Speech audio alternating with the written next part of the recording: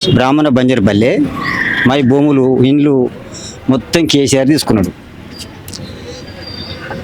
ఆడోళ్ళు కానీ మగవాళ్ళు కానీ ఇంటికి వచ్చి జీతం డ్యూటీ ఇస్తాను. ఆ డ్యూటీ సల కూడా డ్యూటీలు లేవు, ఏం లేవు. మాకు ఎనమడుగురకు 5 లక్షలు 4,000 రావాలి. ఇంకా మాకు 18 ఏళ్ళ పిల్లలకు ఎంత ఉన్నారా మనోళ్ళు?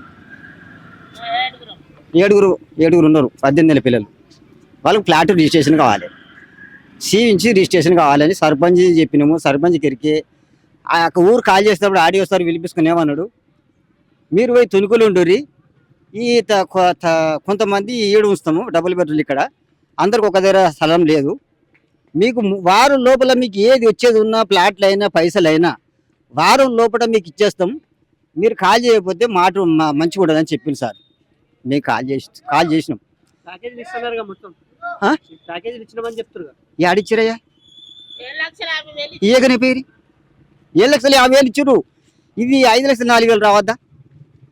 మా ఫ్లాట్ రిజిస్ట్రేషన్ కావద్దా పిల్లలు?